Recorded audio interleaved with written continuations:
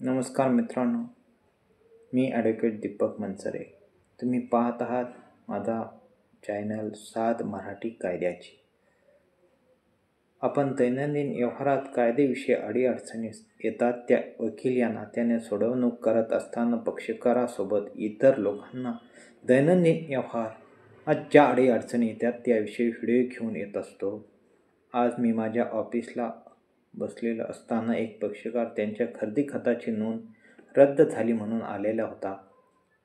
त्यामध्ये खरेदी देणाराची कोणतीही अडचण नव्हती, परंतु 7/12 उतार्यावर इतर अधिकारात पाझर तलावासाठी जे क्षेत्र भूसंपादित झालेले होते ते खरेदी करताना विचारात घेतले नव्हते. त्यामुळे खरेदी खताची नोंद रद्द झालेली होती. त्यामुळे सदरची नोंद रद्द झाली ही बाब माझ्या लक्षात आल्यानंतर अशाच अडीअडचणी सामान्य लोकांना येतात.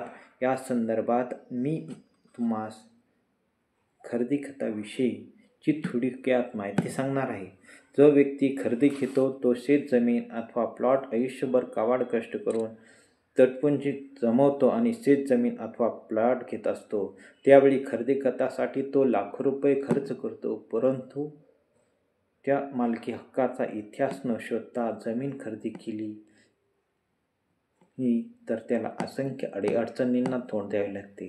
त्यावेळी साधा शोध अहवाल घेण्यासाठी तो 4-5 हजार रुपयाचा विचार करतो आणि आयुष्यभराचा मनस्ताप करून घेत असतो. मित्रांनो, खरेदी खत करण्यापूर्वी शेतजमीन, प्लॉट अथवा शेतजमीन याचा मालकी हक्काचा शोध घेतला गेला पाहिजे. तो तुम्ही वकिलामार्फत शोध घेऊ शकता किंवा तुम्ही स्वतःही त्या जमिनीचे मागचे फेरफार काढून शोध घेऊ शकता. महसूल विभाग न्यायालयात याबाबत काही दावे चालू आहेत का याबाबतची खरेदी खत करण्यापूर्वी माहिती घेणं गरजेचं असतं. त्या खरेदी खतामध्ये पूर्वी त्या गटात काही खरेदी खतं झाले आहेत का, त्यांच्या चतुर्सीमा काय, आज रोजी आपण खरेदी घेत आहोत किंवा खरेदी देत आहात, या खरेदी खतात सांगितलेल्या चतुर्सीमा योग्य आहेत का याबाबतची खात्री करणं गरजेचं असतं.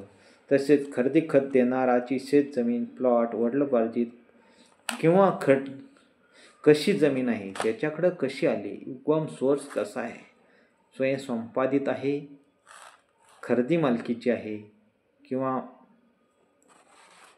त्याची वाटपाने आलेली आहे, याबाबतचा सविस्तर तपशील या खरेदी खतामध्ये नमूद असला पाहिजे. खरेदी खतामध्ये दर्शवलेली रक्कम बँकमार्फत चेकद्वारे किंवा DD द्वारे, फोनपे अथवा बँकेमार्फत ट्रान्सफर केल्याबाबतचा पुरावा जोडला गेला पाहिजे. कारण भविष्यात मोबदला दिला नाही याबाबत काही तक्रारी आल्या तर त्या तक्रारींचं निवारण करता येईल. साक्षीदार हे खरे असावेत, खरेदी घेणाऱ्याचे ओळखीचे असावेत. कारण भविष्यात खरेदी खत आवाहनीत केले गेले तर खरेदी देणारा व घेणारा मयत असल्यास सदरचे खरेदी खत साक्षीदारामार्फत सिद्ध करता येते.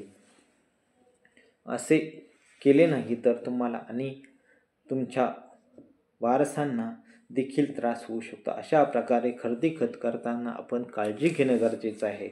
खरेदी खत कसे असावे, खरेदी खताबाबत काय नमूद असावे याबाबत सविस्तर मी व्हिडिओ घेऊन आणणार आहे, परंतु थोडक्यात या व्हिडिओद्वारे माहिती सांगण्याचा प्रयत्न केलेला आहे. तुम्ही माझ्या चॅनलला सबस्क्राईब केलेलं नसेल तर सबस्क्राईब करा, जेणेकरून मी तुमच्यापर्यंत नवीन व्हिडिओ घेऊन येईल.